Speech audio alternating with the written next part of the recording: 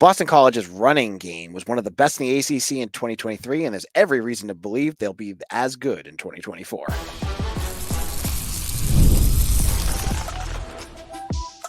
You are Locked On Boston College, your daily podcast on the Boston College Eagles, part of the Locked On Podcast Network, your team every day.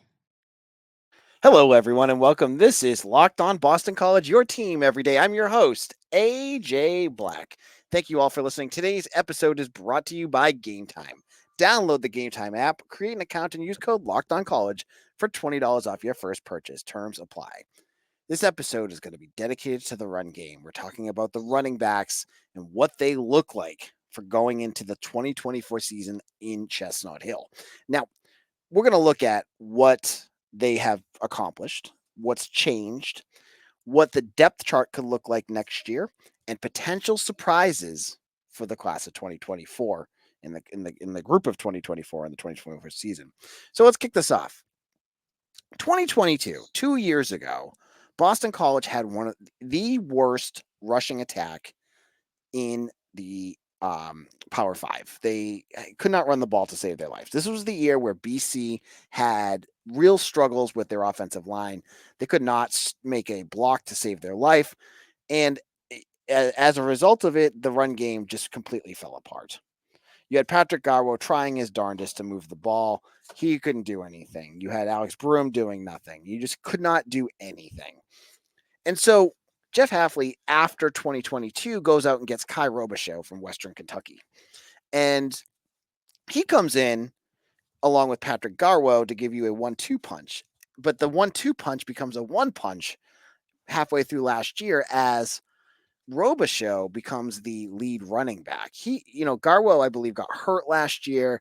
We didn't see much of him. He ended the year as not, as a solid running back, but he played in 11 games, had 60 rushes for 288 yards and 1 touchdown. So he did not do a lot last year. Now he's gone. He ended up in the transfer portal. He's in Nevada. All the best to Garwo. He, by all accounts, was a great teammate. He had some great moments at Boston College. Now you have Kye Robichaux. Robichaux is a bowling ball in every sense of the word. He gave you something that your running back room desperately needed last year, which was a physical runner, a guy that could, run into defenders and drag them for a yard or two.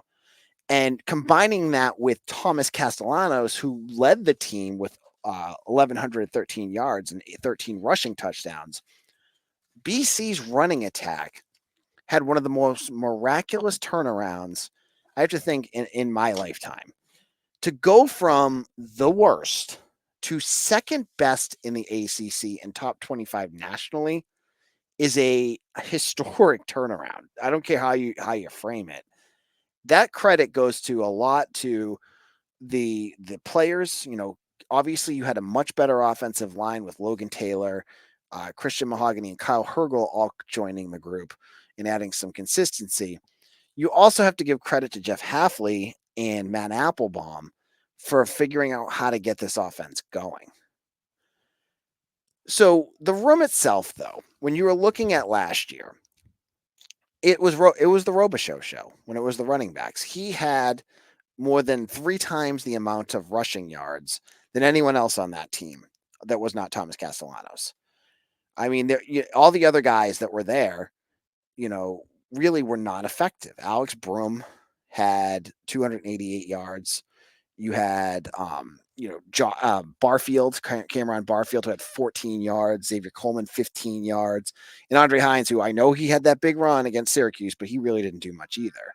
So that year, it was really like the run game was, if it wasn't quarterback runs, it was Kye Robichaux, and that was it.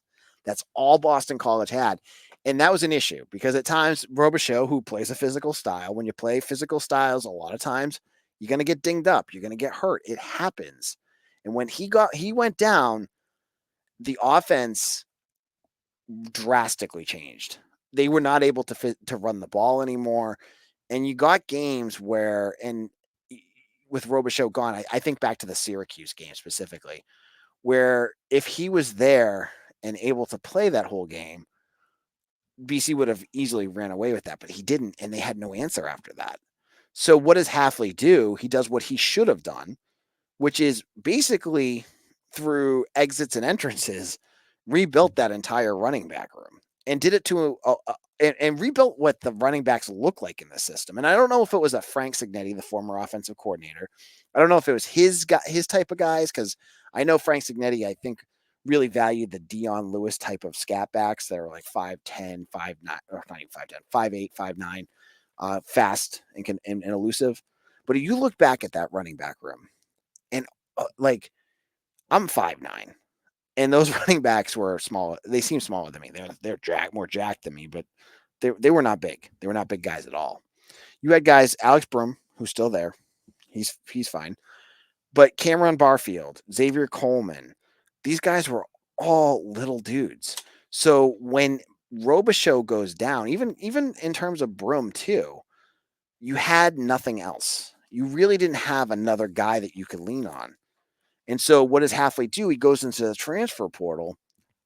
He brings in Treshaun Ward, who is a all-around, just a solid, good back. He's not like a physical back. Like he can be, but that's not his go-to. And he's bigger than the guys that you have on your roster. You bring him in, and you bring in Jordan McDonald, who is seeing him at practice is the biggest running back that they have. I mean, Robichaux's a big dude too, but McDonald is big. And so you now have more. Just put it this way: you have more meat in that room, and I hate saying it like that. But you also bring in Turbo Richard, who is also not a small guy. So out goes Pat Garwo, who, again, I'm not saying anything negative about him. Cam Barfield and Xavier Coleman and Andre Hines. Hines, first, I know some people fell in love with what he could do, but he's playing at an FCS school next year, and that's probably where the best fit for him. See, Xavier Coleman, same thing. Cam Barfield, he's playing in Hawaii, and I think out of anyone, he's probably got it the best. Who wouldn't want to go play in Hawaii, right? Yeah, I would. I mean, other than I take that back. Playing football in Hawaii must be terrible because it's probably like 95 degrees, hot and humid all the time. But man, finishing practices and going to sit on that beach. Anyways, side note there. So all the little guys, they're gone. They bring in more physical running backs. This all slides in perfectly with what Bill O'Brien is here now to do. Now he can have a multifaceted passing attack and running attack that can do a whole bunch of different things. And you have backs that can be used in the passing and running game. And I think that's going to be super important for the Eagles heading into 2024. Now, in our second segment, let's look at what the players have, what players they have. And I'm going to tell you how I think the depth chart's going to kind of shake out and who's going to be the guys to watch for in 2024. You'll want to hear my thoughts on that in just a moment. Game Time is an authorized ticket marketplace of Major League Baseball, which makes getting tickets faster and easier. Prices on the Game Time app actually go down the closer it gets to first pitch, with killer last-minute deals, all-in prices, views from your seat, and their lowest price guarantee. Game Time takes the guesswork out of buying Major League Baseball tickets. Now, I want to go to a Red Sox game, but I don't want to go to I don't want any ticket because I want to be able to sit in a good spot and be able to see the game, not be looking at right field and have to wrench my body around. Well, they have the seat finder on Game Time, which makes you know exactly where you're going to be sitting when you buy those tickets. And that's what I love about them. So check them out. Download the Game Time app, create an account, and use code LOCKEDONCollege for $20 off your first purchase. Terms apply. Again, create an account and redeem codes LOCKEDONCOLLEGE for $20 off. Download Game Time today. Last minute tickets, lowest prices guaranteed. Are you still watching Fox Sports or ESPN on your TV all day? Did you just hit that mute button with all that shouting? Sometimes I do. Make that switch to Locked On Sports today, a free 24/7 sports streaming channel programmed for you every day to bring you the biggest stories without all the screaming. Locked On Sports Today brings you your can't-miss analysis, opinions, and news, streaming 24/7 on YouTube or the free Amazon Fire TV channel app, part of the Locked On Podcast Network, your team every day. All right, folks, welcome back. This is AJ Black, Locked On BC, and we're talking about the running back room. This is our big running backs preview.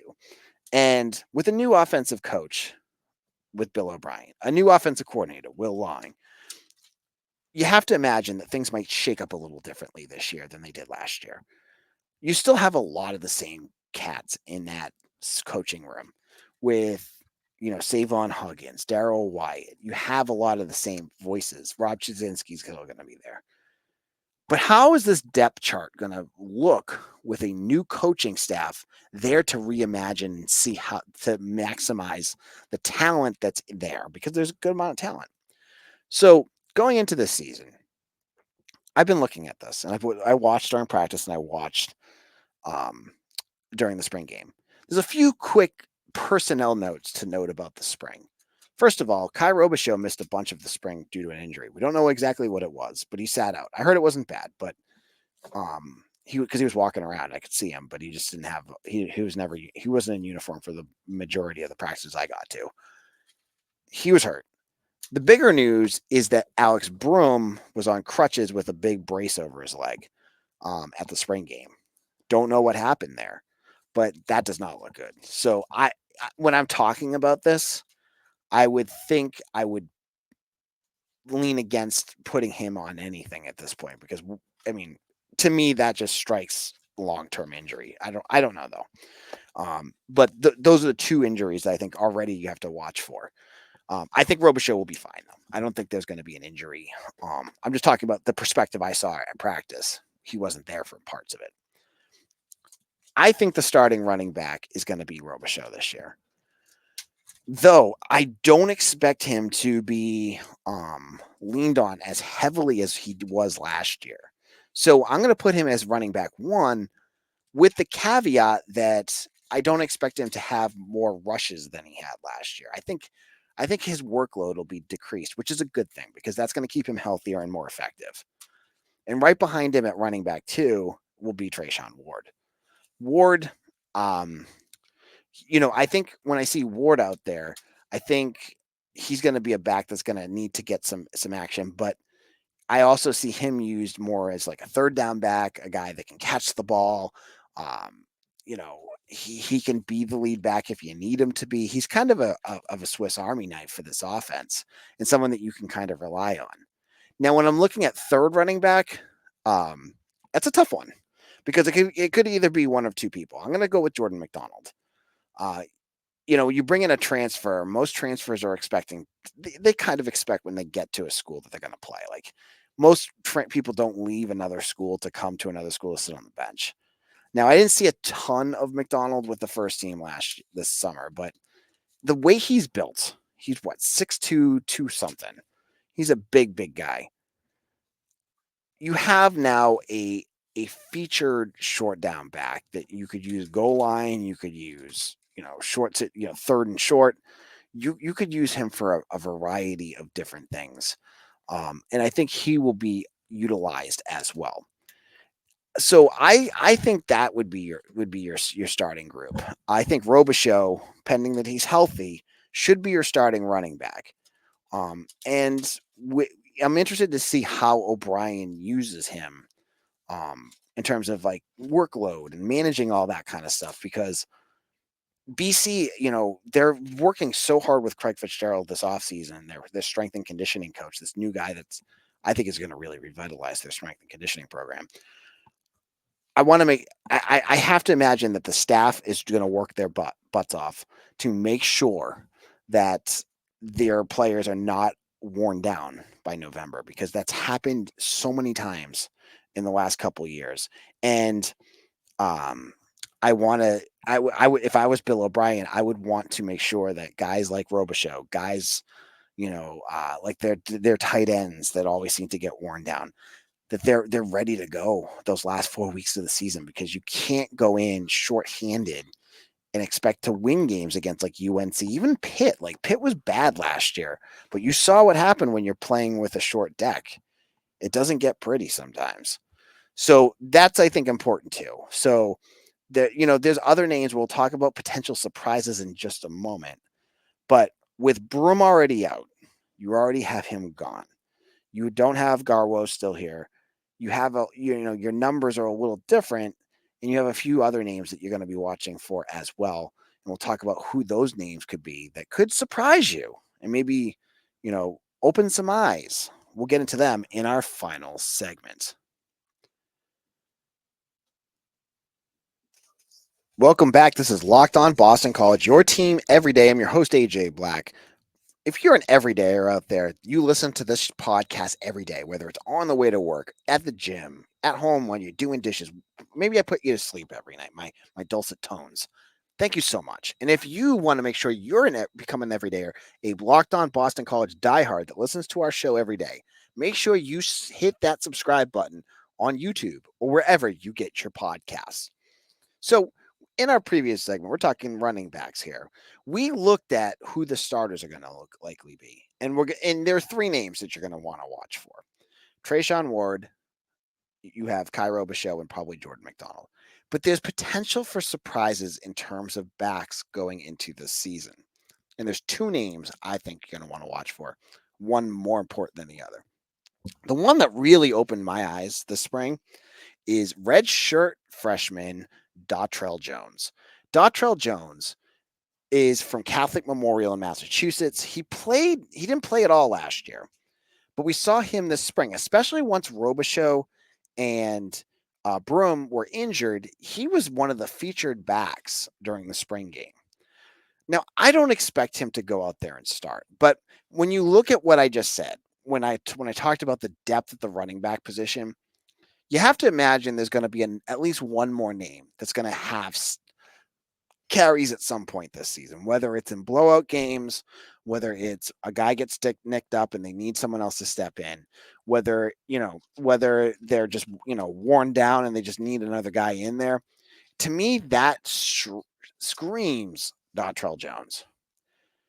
Jones is a good size. I think he's 6 feet tall. He showed that he could keep up at the college level during the spring game. And to me, like, next guy up, if you're going that Belichick route, you're talking next guy up. Jones is the next guy up.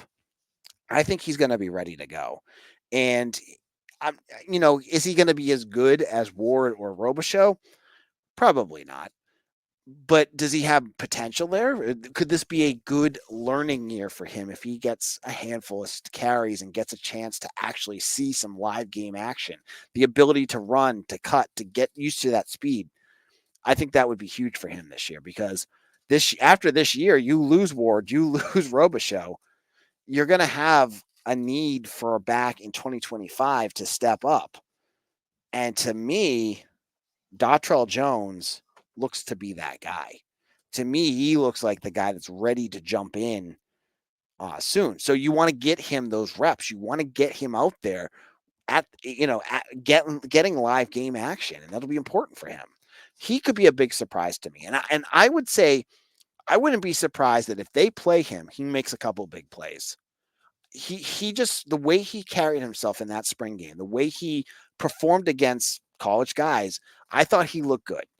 And I would be excited to see how he continues to develop during this offseason and during the summer, to see if he's getting there, if he's getting the, being able to see and to do the vision and to know his roles and not, make mistakes. That's going to be a big piece for him.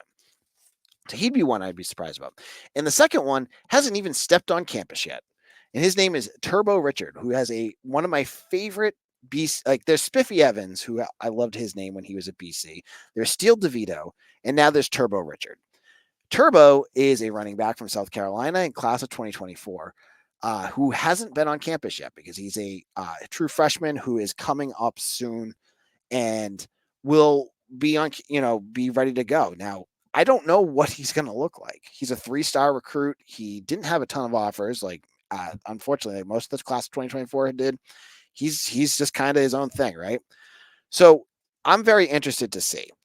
I'm very, with the way that BC recruits freshmen, I'm very hesitant to put any sort of expectation on most of these kids, because most of them, especially this entire class, This entire class is going to be coming in during the summer. There's no early enrollments except for 2 offensive linemen who I don't expect to play. They're going to need time to adjust. Like, you go to those first practices and you watch, or even last year was talk to the staff, and they talk about how tough it is for them to, get going at the college level. So I don't expect him to be much, but you never know. Sometimes, like we saw last year with wide receiver Jaden Skeet, he didn't play much at all at the beginning of the year. He was, a late enrollment too. By the end of the year, he was getting major snaps. So what about a turbo? As the year goes on, running backs get worn down. What if, as the year goes on, he gets more comfortable, understands the playbook, understands what he needs to do, someone gets dinged up, he gets in there. It could happen. That could, maybe he's a November guy that we see playing late in the season. And, maybe it's specifically like he plays the last 3 games so they can, keep his red shirt. That could be something that we could be watching for as well. So those are the other 2 names to watch for. And then, there's other walk-ons and things like that.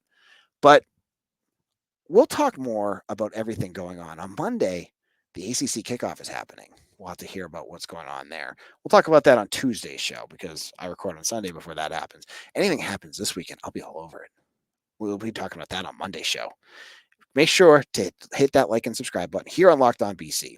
Make sure to follow me on Twitter at AJBlack247 or at Locked On BC. Get over to Eagle Insider if you want written work, if you want to read analysis, scoops, get all that good Boston College knowledge. You can get it over there at Eagle Insider. And we'll see you again on Monday for another episode of Locked On Boston College, your team every day.